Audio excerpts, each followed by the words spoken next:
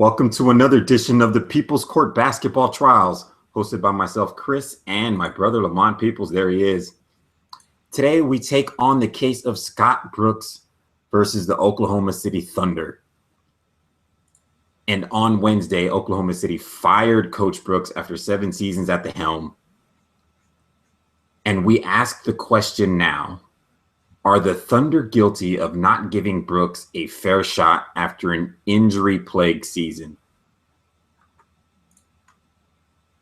Because it really was kind of surprising that they decided to fire Coach Brooks now. Before we get into our arguments, let's look at Scott Brooks' tenure as Oklahoma City's head coach. He took over in 2008. And as I mentioned, he was fired on April 22nd, which was yesterday. He spent 7 seasons as their coach. And while he was there, he had a 62% winning percentage, 545 wins against 338 losses. That's nothing to sneeze at. That included 5 postseason appearances, 3 Western Conference Finals appearances, and an additional NBA Finals appearance. That's a lot of winning. But ultimately, the Thunder were never able to win a championship, which is obviously the ultimate goal. And now they've decided to move on. So, Lamont, are the Thunder guilty of not giving Scott Brooks a fair shot? They're guilty. Maybe not necessarily. Obviously, he spent 7 seasons with them, so that's a long time to be a head coach somewhere. That is a long time. Everybody knows about the coaching head carousel, so they definitely given Scott Brooks a fair shot. What they're guilty of is bad timing in this firing, much like Sacramento did when they canned Mike Malone, much like the Lakers did a couple of seasons ago when they got rid of Mike Brown. Bad timing. If you go to the next slide, we did a little summary of the Thunder's 2014-15 season. Their 3 best players, Kevin Durant, Serge Ibaka, and Russell Westbrook, played a combined 158 games out of a possible 246. So between the 3 of those guys, they missed 88 games. I'm not even sure how much the 3 of them were actually on the court together. Sam Presti did a ton of in-season changes to the roster. They added DJ Augustine, Enes Kanter. We talked about Enes Kanter earlier. Kyle Seymour didn't really play much, and they brought in Dion Waiters. They got rid of Reggie Jackson and Kendrick Perkins. And despite all of that, they still won 45 games and missed the playoffs on a tiebreaker. That once in a lifetime Anthony Davis buzzer beater is the difference between who was playing Golden State this week. That's where they're at. So if you're gonna fire Scotty Brooks because you missed the playoffs, that's a dumb reason. That's a dumb reason to fire Scotty Brooks. If you think that he's not the guy to take this team to the next level, they knew that before the season started. They knew that 2 years ago. Scotty Brooks' strengths and weaknesses as a coach, everybody is well aware of at this point. Their best 3 guys have all improved while he's been there. And you can even add that he helped James Harden on the road to becoming the player that he is, the MVP candidate that he is today. Throw in Steven Adams. Steven Adams is a pretty good player for them. He's well liked by his players. His players after seven seasons have not yet tuned him out, to my knowledge. So he's really good. And his cons, we all know about his weakness as a head coach. He's not really good. They have a predictable yet powerful offense. He's not really good at making good in-game adjustments or even game-to-game adjustments during the playoffs. So the Thunder were all aware of this before this season started, before last season started, before the season before that started. He is who he is as a coach. So yeah, they're not really I don't think they're guilty. I think they're guilty of not giving him a fair chance with this new team that they're going to have going into next season as the roster stands today. See, up until that point, that last statement you just made right there, that's where I can see the Thunder being at fault. Like you said, they didn't give him a fair shot at the roster that they're going to have next season. And that's important because obviously the roster that they have next season will hopefully have a healthy Kevin Durant, a healthy Serge Ibaka, plus the new addition of Enes Kanter, who was phenomenal during his time in Oklahoma City, at least thus far. But where I see the Thunder's point of view, and the NBA past is littered with situations like this, where the team maximized their potential under that coach, and it was painfully obvious that they weren't going to improve anymore with that current coach. It happened to the Lakers when they first had Shaq and Kobe. It was obvious that Kurt Rambis wasn't the guy to take them to the promised land. They bring in Phil Jackson and immediately win a championship. Same thing happened in Detroit. Rick Carlisle, fantastic coach, got that team to one Eastern Conference Finals, maybe two consecutive Eastern Conference Finals. Joe Dumars decided to bring in Larry Brown. Guess what? They win a championship. This season, Golden State Warriors had great success, improved a ton under Mark Jackson, but they reached a ceiling with him, decided to move on from that, bring in Steve Kerr, and then they finished with the best record in the league. I think that's the position Oklahoma City found themselves in. And I think they realized that last season. It was just tough to fire a coach after making the Western Conference Finals. So they probably didn't feel justified doing it at that point. But given the season that they just had, sure, people are going to look at all of the injuries that they had and roster turnover that they had. But at the end of the day, they can still say, look, we didn't make the playoffs. The timing is such that we felt we needed to move on for our head coach. And that's where I see Oklahoma City's point. I don't think they're guilty of not giving him a fair shot because he had many opportunities with the healthy Kevin Durant, with the healthy Russell Westbrook, with an MVP version of Kevin Durant. And they just never could get there.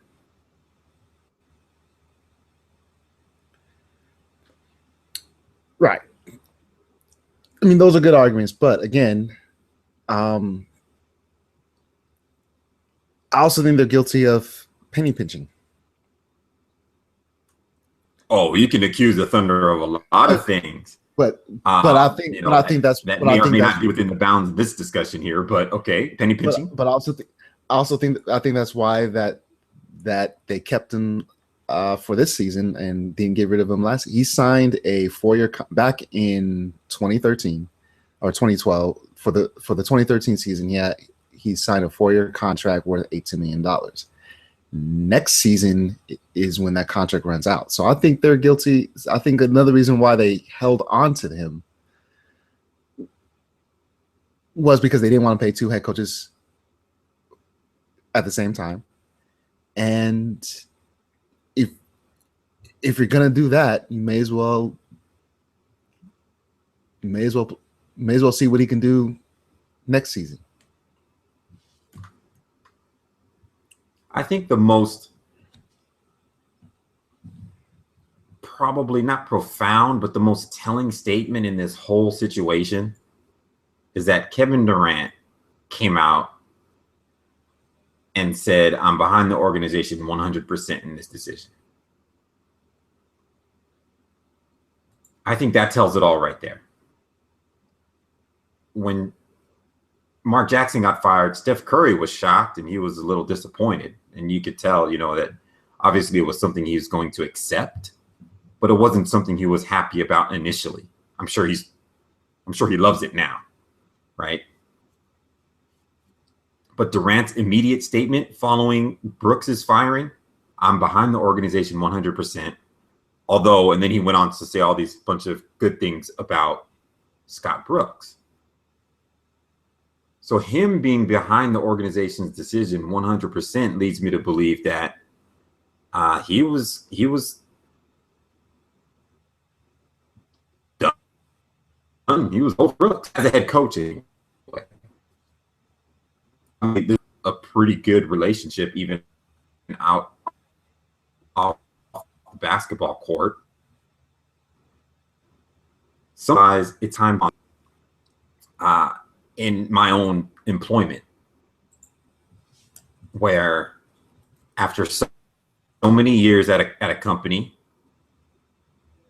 I just felt that despite enjoying my time there, in order for me to continue to grow as a person, I had to move on. And so I did. And I think that's just what the Thunder is realizing now. In order for the team to improve and for the team to grow and to reach new heights, Durant probably realizes the same thing. In order for them to do those things, it was time to move on from the coach. And that's not to say Brooks did a bad job. And that's not to say that he didn't do a heck of a job this past season getting the team so close to the playoffs, despite all those other things that you mentioned. It just means it's time to move on. And that's okay in life. It's okay in life to move on when you are starting to stagnate.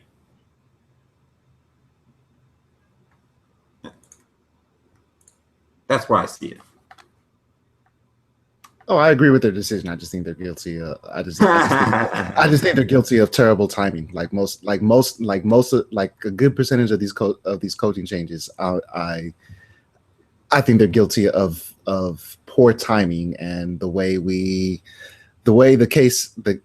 the case docket, the way the question is phrased. I think they're guilty. Right. The way the question is phrased, I still think they're not. I mean, sure, they had an injury-plagued season, but they made all those roster adjustments to give the team the best shot at making the playoffs. I mean, without the adjustment, they don't come close to sniffing the playoffs. So, in that, I mean, you could say Sam Presti helped them out quite a ton, and they still. With the way that with the way that Westbrook performed and having Serge Ibaka for 64 games and Westbrook for 67 games and picking up Enes Kanter after the All-Star break, that they still should have made the playoffs. And they didn't. Like, is their roster any better or worse than the Pelicans roster right now? And the Pelicans had a ton of injuries to deal with too. They was out a ton. Ryan Anderson was out a ton. They made the playoffs on a lucky shot. I mean, that was one shot. How long ago was that? I mean, when did that game happen? February, maybe. All right, so way back in February, that's 2 months ago. In February, Anthony Davis makes a miracle shot at the buzzer to give the Pelicans a win. That doesn't take into account the fact that Oklahoma City had a 4-game lead on the Thunder with like 2 weeks left to go in the season and proceeded to lose it. It's just the same like we always talk about during a game, right? It's not one particular shot that loses you the game. It's a series of things that led to that situation that gave that shot a little bit more magnitude. Well, it's the same thing along the Thunder season. But they were in control of that 8 seed with 2 weeks left to go in the season, and they lost it. Do with that game back in February, although of course it had an impact. But hey, you could say that's Scott Brooks' fault right there. And that will lead me back to the roster turnover and the injury, the health problems with their 3 best players, putting them in a position to where they had to come down to a tiebreaker, which led with that tiebreaker being that lucky shot that Anthony Davis made back in February. Roster turnover. They won 10 straight games coming out the All-Star break after trading for Enes Kanter. Score one for Scott Presti. Score one for Sam Presti. Score one for Scott Brooks for using that roster. That was given to full potential. So we can go back and forth on this. Clearly, Lamont and I are having a difference of opinion here. Let us know what you think about whether or not fairly Thunder after the injury-plagued season, despite missing the playoffs and having multiple opportunities before to win a championship. At People's Court FM, http://thepeoplescourt.fm is the website. The phone number is 424-ADJOURNED. That's 424. We don't know the number. 235. No, it's 424-236-7633 or something like that. And let us know what you think. Let me pull up the question again. Was Scott Brooks, are the Thunder guilty of not giving Scott Brooks a fair shot after an injury-plagued season? But for now, court is adjourned.